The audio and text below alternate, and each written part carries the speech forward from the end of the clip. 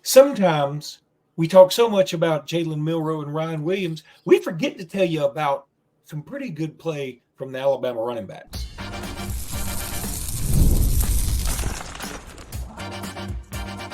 You are Locked On Bama, your daily podcast on the Alabama Crimson Tide. Part of the Locked On Podcast Network, your team every day.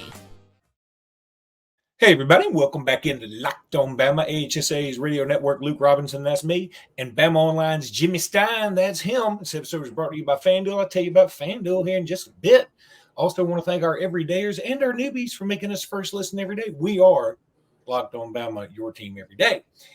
So, Jimmy, we talked a lot about the scrimmage recap and about Fan Day recap, and it's easy to get off on a Ryan Williams diversion. It's easy to Ryan Williams show. Milroe. Ryan Williams show. Welcome to Locked On Ryan. That's right. So, but I think the running backs deserve some credit. By the way, thanks to a lot of our listeners who did confirm what I initially thought and then incorrectly corrected myself and said it wasn't Jalen Milroe who threw the touchdown pass to Jam Miller, but it was. And Jam Miller and apparently Justice Haynes both look good catching the ball. I would like to hear what you saw or what you've heard out of Richard Young. I know that's another guy everybody's very interested in. Also, any of the freshmen doing anything. But most of all, I think what's imperative is just, hey, I'm looking around the country, right? And I'm looking at Texas. And Texas has had their number one running back hurt, and apparently their second team running back got hurt today. Now, I don't know if he's out for the year or anything, but boy, every time you think, I kind of wish I had one dude toting the mail, you're glad you got a stable of backs like Alabama does. Yeah, A&M lost their starting running back too. Ruben Owens. Right. Yeah. So Texas and Texas A&M, both in the SEC, have lost their starting running back for the year. It's just terrible, and boy, it could happen to anybody. No, all the word from scrimmage Saturday and really throughout fall camp, Jam and Justice. The Jam and Justice show, as me and Luke have called it all year long, the Jam and Justice show is playing to rave reviews, as they say in New York City. I think they've shown up at a good time because I think DeBoer and Sheridan like throwing the ball to the backs, and Jam and Justice in particular, outstanding catching the ball. They both are. Jam made a big play with his hands. Catching the ball against Georgia in the SEC championship game, helping Alabama win an SEC championship last December. So we know Jam's dangerous, just from that play alone, but Justice as well. And I heard they were both impressive during the scrimmage. This is how impressive the backs were, Luke, even though this is what you would call circumstantial evidence. Sunday at the open practice, they rested everyone that was dinged up. The only scholarship running back that was practicing Sunday was Justice Haynes. Jay Miller, banged up. Richard Young, banged up. Daniel Hill, he had his left arm in a sling. Kevin Riley, what was that about? Also banged up. What was the sling about? I don't know. I'm sure it was minor. I mean, if it was something significant, we'd have been told. And by that, I mean the Alabama media beat crew. So it's nothing of significance. It's just typical people get banged up in the games. I think there was a little bit of an overreaction when it was reported how many players sat out the Sunday practice. This is why teams don't practice the Sunday after Saturday games, or if they do have a practice, it is a walkthrough. This is why, because if you played in a game on a Saturday and then you have a full practice on Sunday, you're going to be missing 20 guys because a lot of guys go to the training room and again, they're not going to practice guys who are dinged up because you could take a very minor situation and make it worse. So again, these are just minor bumps and bruises that happen in every fall camp. But like I said, there's 5 running backs on scholarship. Only one of them was available for Sunday. So the backs must have been heavily involved Saturday because there was only one standing on Sunday. So they used the backs. No one needs to get confused and hear, hey, Washington's coming from the Pac-12 and Michael Penix threw for the most yards in the country and they're going to show up and it's Air Alabama. No. These guys run the ball and they know what they've got. And I think, Luke, my opinion, as exciting as the wide receiver crew is with Ryan and those guys, the strength of this offense, in my mind, is the Jam and Justice show at running back along with Milroe's legs, make this a very difficult offense to defend on that alone, to say nothing of the damage they can do in the air with a wide receiver core that's looking better and better all the time.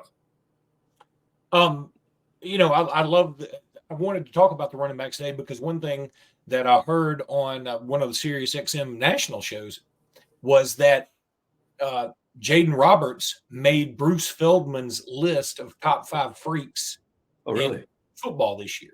He was like number 4, and he talked about, I don't know all the stuff because obviously I don't work out a lot, but I mean, I think he squats something like 840 pounds or something bananas. That sounds like a lot. It seems like a lot. 840 pounds of anything is a lot. That's a lot. So anywho, I was thinking that's what the host said. They were like, good Lord, if it's like a car. If I had an offensive, one of them was the former fullback for LSU, Jacob Hester. There we go. I just sometimes my memory just doesn't work, y'all. But Jacob Hester, and he said, if I ever had a guy like that in the NFL or in college, I would say, Coach, whenever it's 4th and 2 or it's 3rd and 3, give me the ball behind him. That's all we're going to do every time. And he said, if we just do that all game, we're going to go down the field. You're not going to stop it. And he may not even be Alabama's best guard, which is how fun that interior is. I mean, Booker and Roberts will be competing all year for best guard on the team.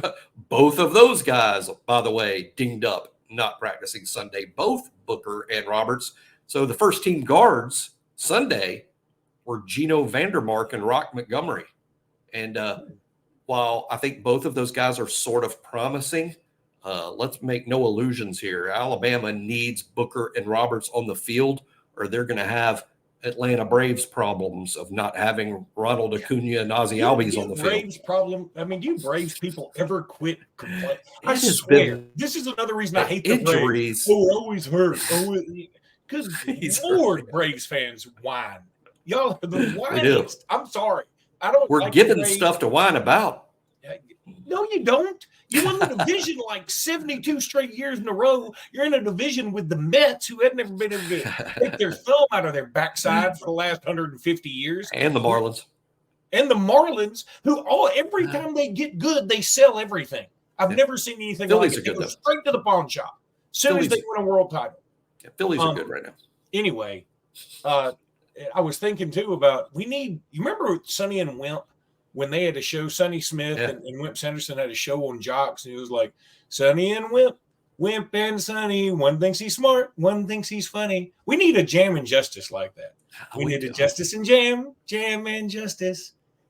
When the opponents see him, they say, man, they're going to bust us. I don't know. Somebody come up with something better. I don't know. But I think that's good. That's a good start. I came up with the first part. I just picture Sonny and Wimp shaking their fists at passing clouds. I picture Sonny and Wimp running the ball for Alabama behind Jaden Roberts. That'd be pretty good in their day. And by the way, when it was in the prime of their radio days, that Sonny and Wimp show was pretty good, really. It really was. Every now and again, somebody would call in and be really, really mean to Wimp, which I didn't appreciate.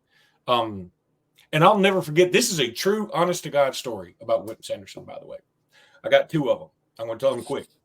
Number one, when I was very young and I didn't know much about anything, I only knew Alabama football when I was very young. And my parents didn't even have cable or anything like that yet. And I remember looking at it, watching TV downstairs in my room, and we had the rabbit ears and the whole thing. And there was a commercial, and it said, this product is endorsed by Winfrey Wimp Sanderson. And I said, Wimp Sanderson? What a terrible nickname. It's got to be the worst nickname ever. And then like 3 weeks later, I found out that's Alabama's basketball coach. The second thing was, we're barely more informed about Alabama sports now.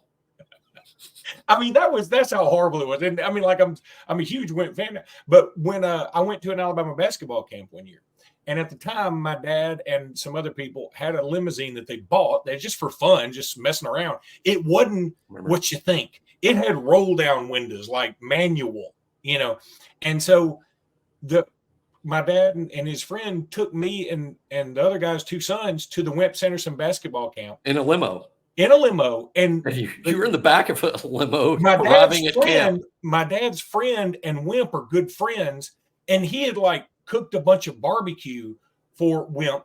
So we get out of the limo. What the kids didn't notice was my dad was driving the limo. It wasn't like, he was his own chauffeur. It wasn't like Hobbs from the movie Arthur or something. Right. So we get out. We have there's a line as long as like for a Taylor Swift concert to like sign up and go. This is back when you had to do all the paperwork. There wasn't anything electronic. And so Wimp is just out there sort of shaking hands. You can tell he hates being there. And he sees my dad's friend with this plate of barbecue and sees all this and goes, hey, y'all just skip all this line. Y'all just come to the front.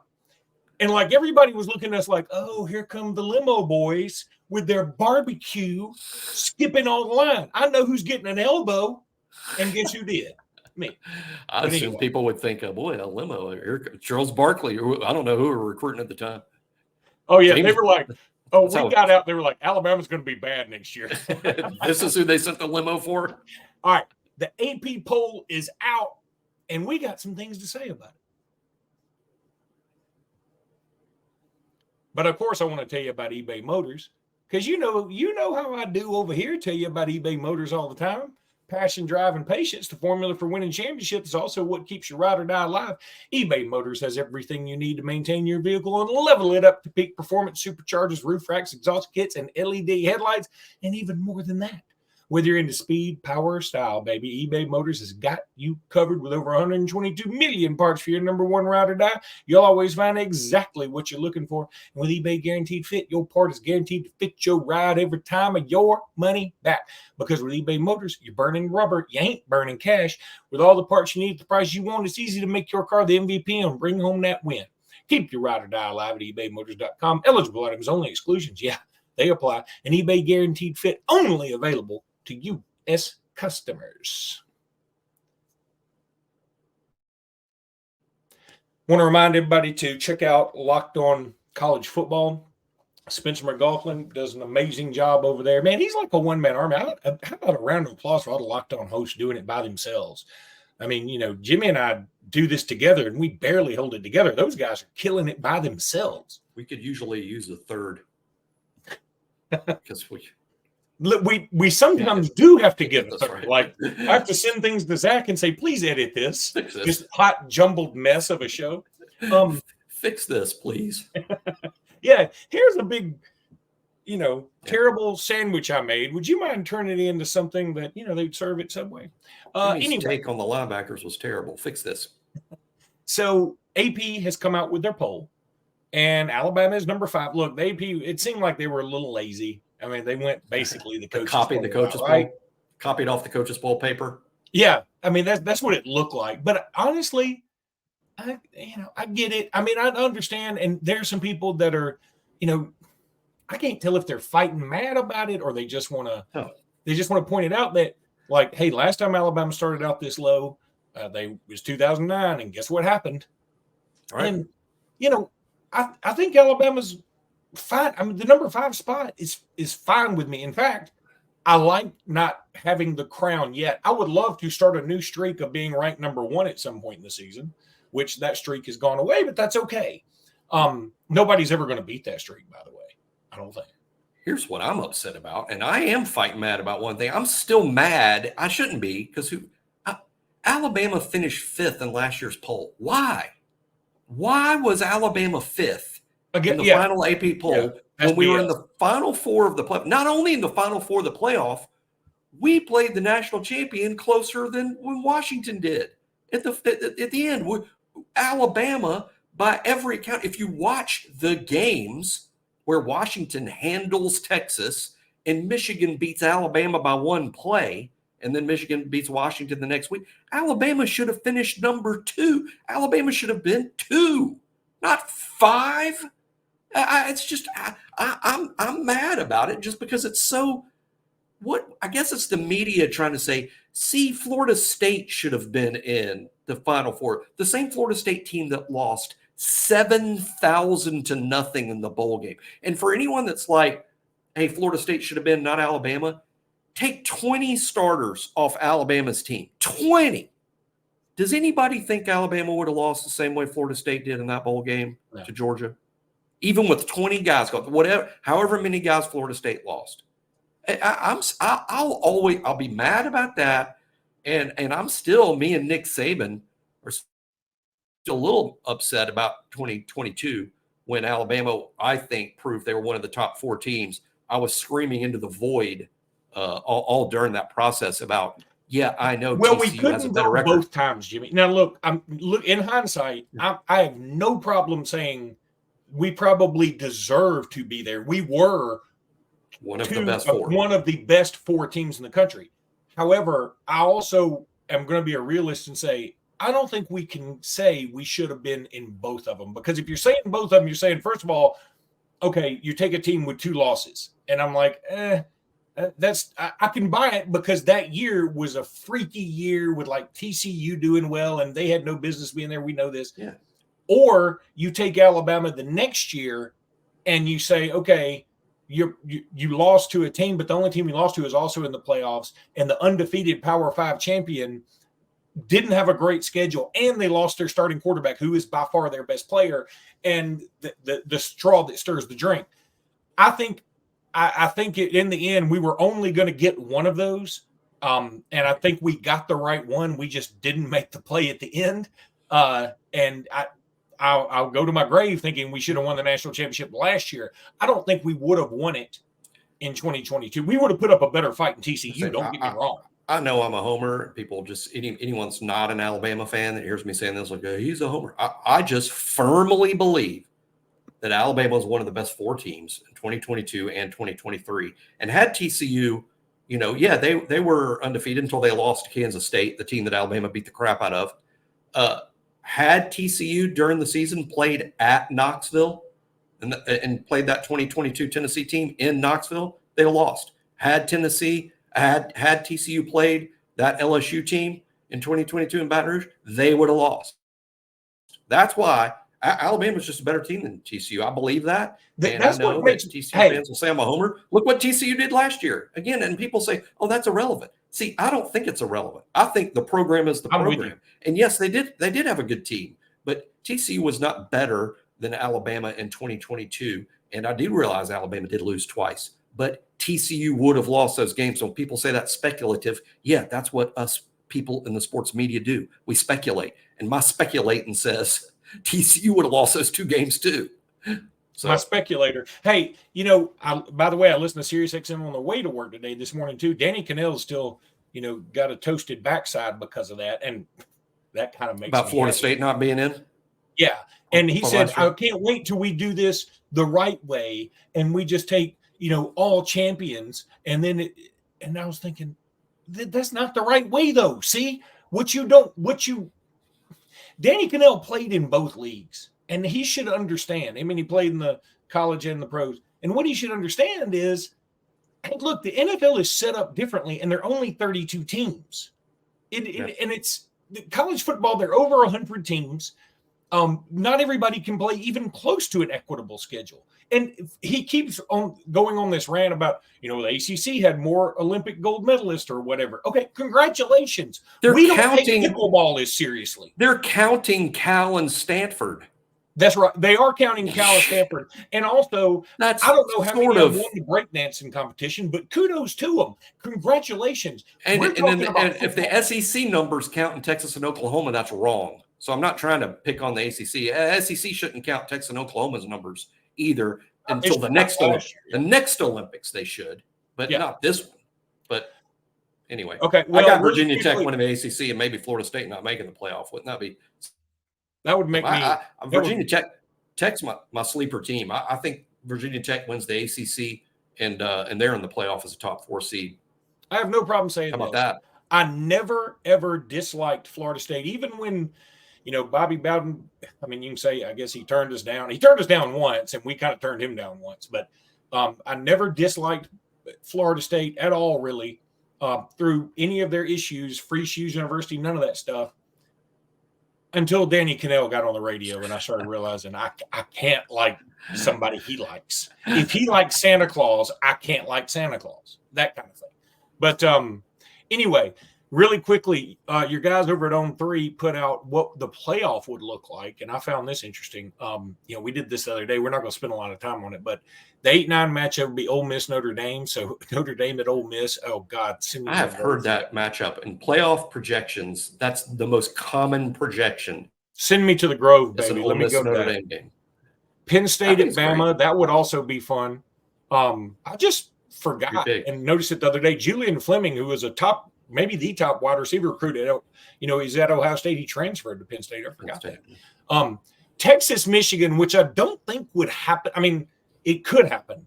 It would be a rematch from this year's game. I don't think that would happen. I think they'd find a way to not make that happen. Well, I would like Texas. Texas big on that one for me. Well, if they keep losing running backs, I don't like it. And then Oregon, Boise State.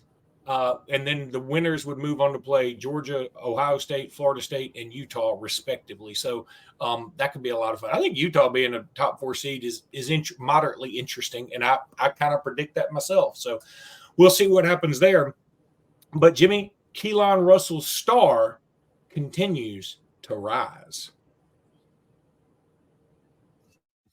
And, pretty soon when you're on FanDuel, you'll be able to take some Keelon Russell prop bets. And I suggest you take a bunch of overs when it comes to those. Because Keelon Russell's going to be a dude before you know it. I love sports so much, I never want them to stop. But they're slowing down right now, but they're back. This summer, FanDuel is going to hook up all customers with a boost or a bonus. And that's going to let you just open up that app and dream up any bet you want to and just put it on in there. They're going to give you a boost or a bonus daily. That's right. There's something for everybody every day all summer long. Head on over to FanDuel.com and start making the most out of what's left of your summer. FanDuel, of course, is the official sports betting partner of Major League Baseball.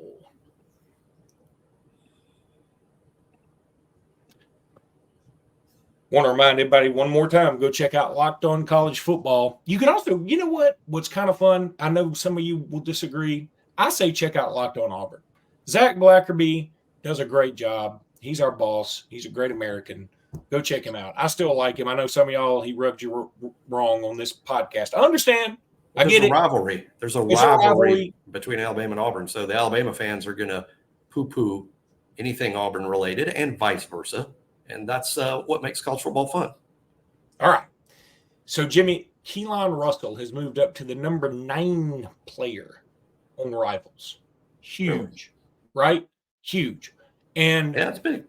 I think he's going to be a universal 5-star.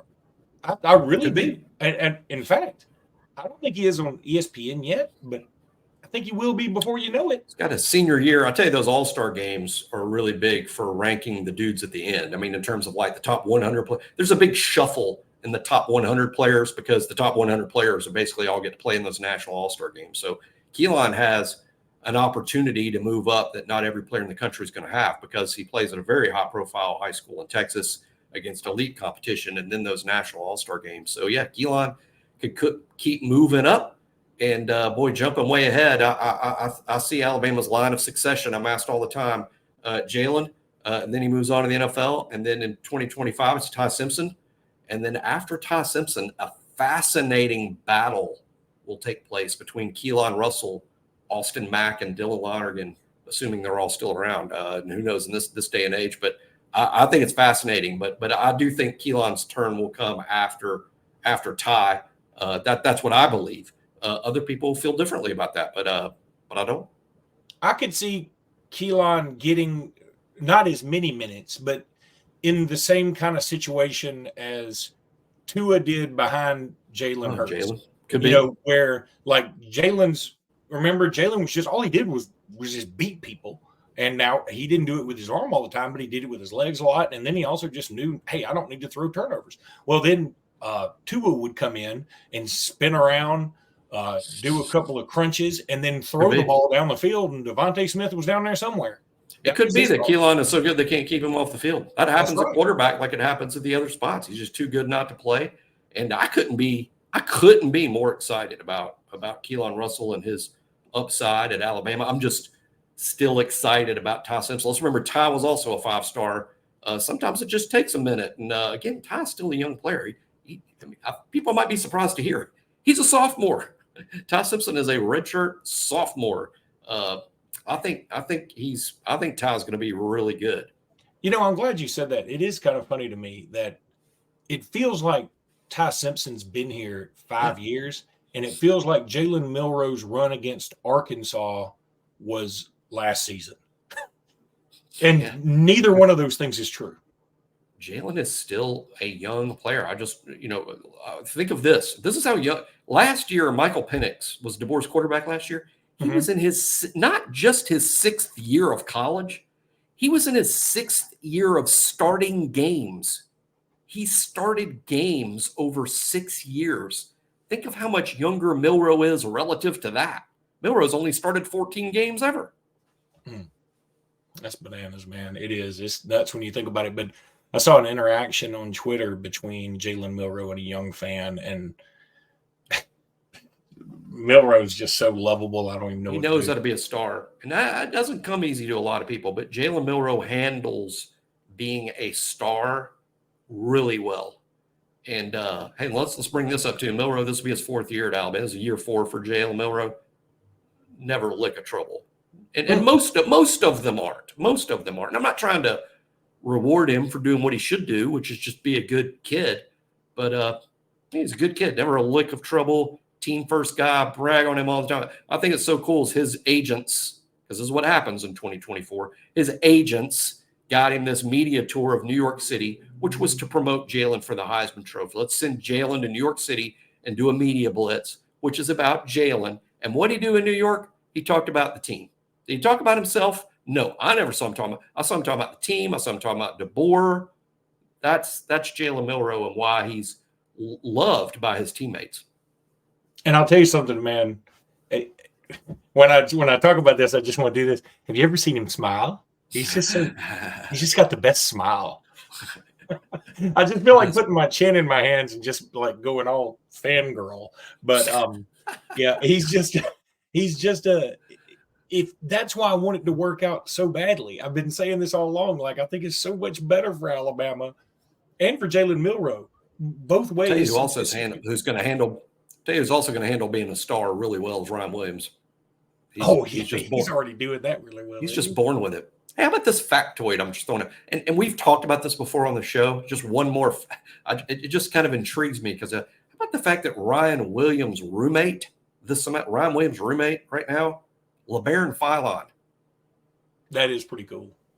Yeah, I talked to a guy that's known them since they were like little kids. He said when they were small kids and they both started playing municipal league football, that Philon was a better football player than Ryan.